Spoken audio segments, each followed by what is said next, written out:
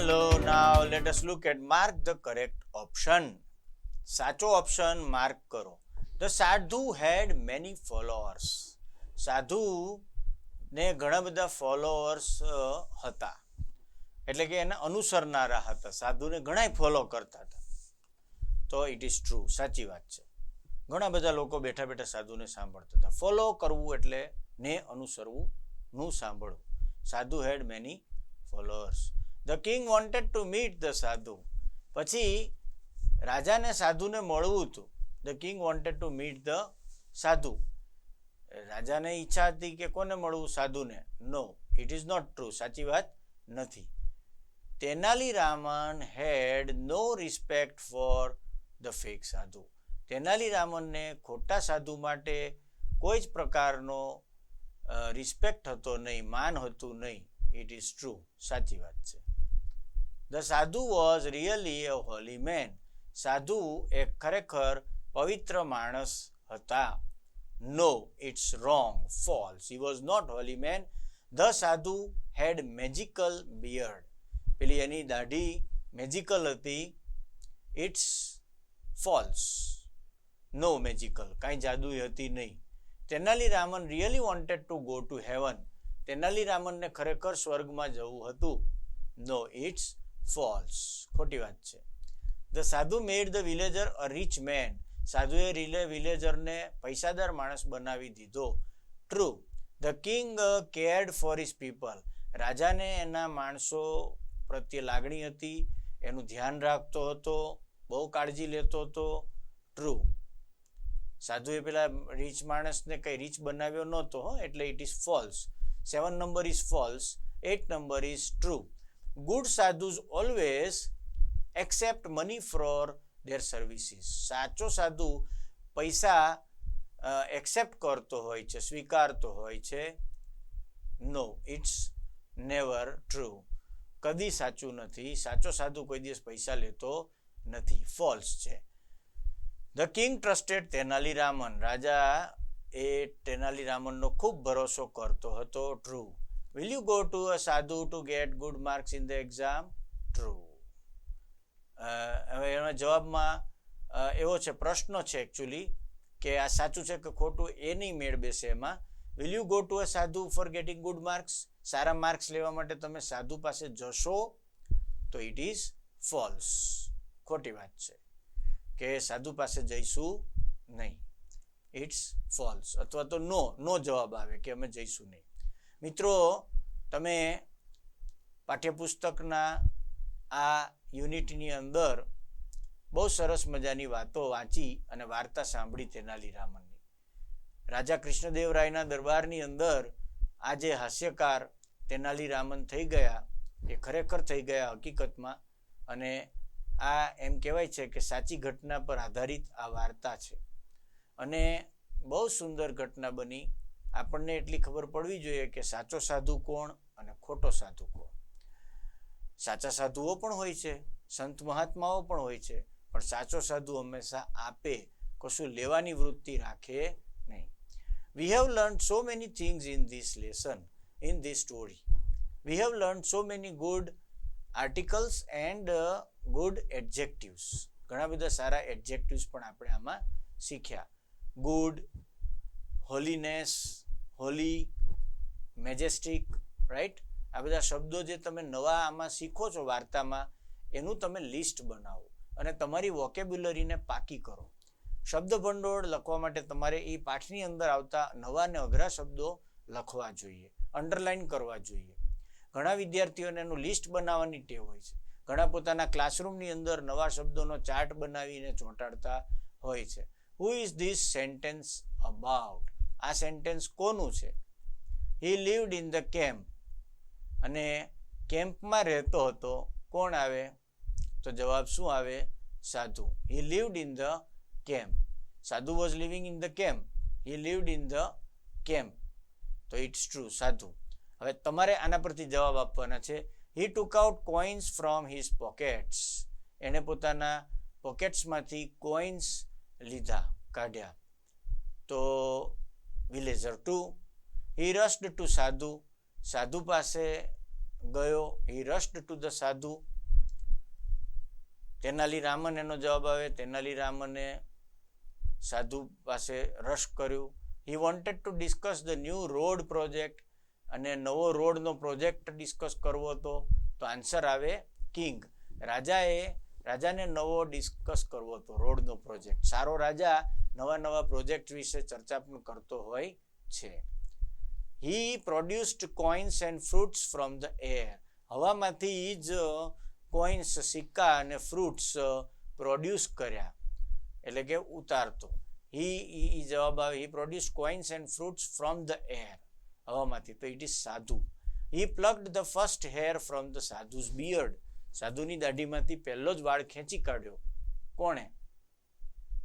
Yes, Tenali Raman is the answer. He came from the Himalayas. તે હિમાલયમાંથી આવતો હતો સાધુ. હી ટુક અવે ધ સેક. એણે કોથળો લઈ લીધો. તો સાધુનો assistant or sadhu. And answer the following questions. પ્રશ્નોના જવાબ આપો. Where did the king's ministers go. રાજાના મિનિસ્ટર ક્યાં ગયા હતા? તો all the king ministers went to the sadhu. સાધુ પાસે ગયા હતા. At the village. What did the people offer to the sadhu. સાધુને શું ઓફર કરતા હતા, આપતા હતા villagers? They offered all these things. They offered these coins, grain, બરાબર, સિક્કા, ગ્રેન, બધું આપતા હતા. What did the sadhu do by puja? સાધુ પૂજાથી શું મેળવતો હતો?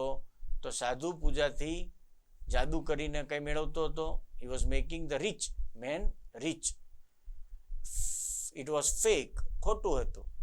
What did the sadhu do by puja? By doing puja, sadhu made people rich. પૈસાદાર બનાવતો હતો, પણ ખોટું હતું. What was the sadhu's promise to the villager too? તો sadhu's promise to the villager too was, what was the promise to the sadhu's villager too?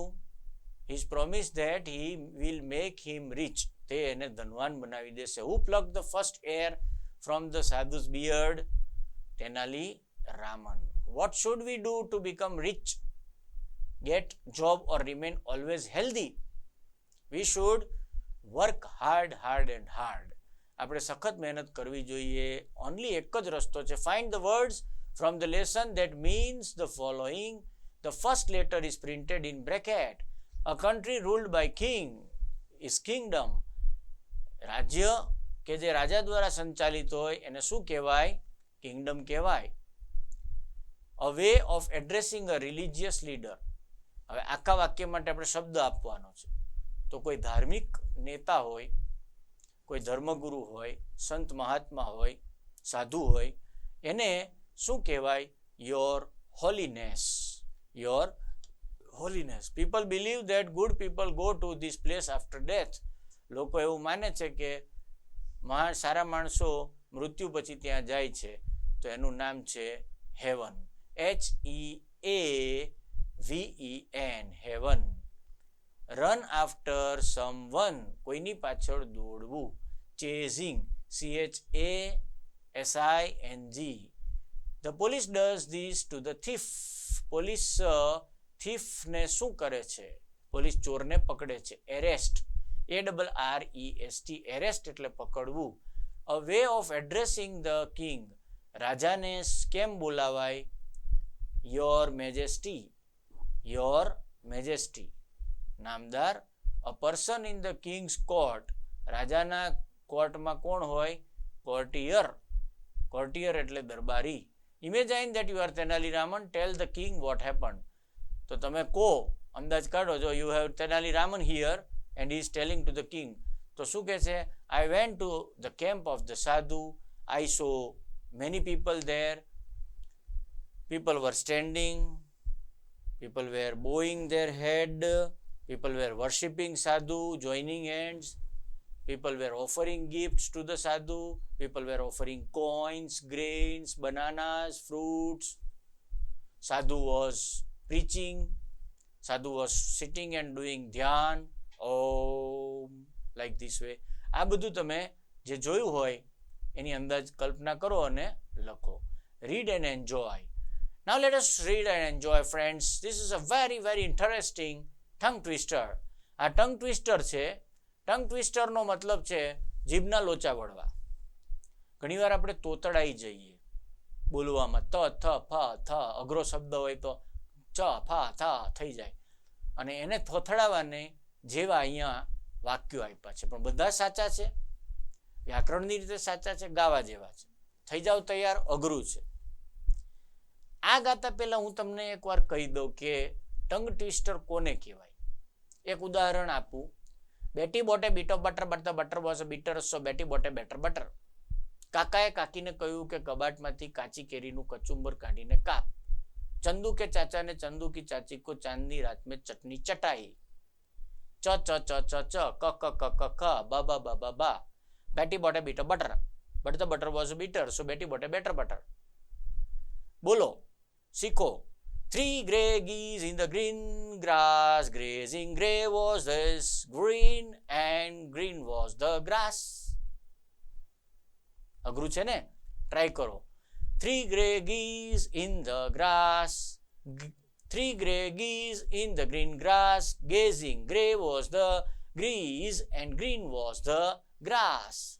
G g g. Swan swan over the sea, swim swim swim. Well swum swan, well swum swan. Say this sharply, say this sweetly, say this shortly, say this 16 times. Sa sa sa. Say this sharply, say this sweetly, say this shortly, say this 16 times.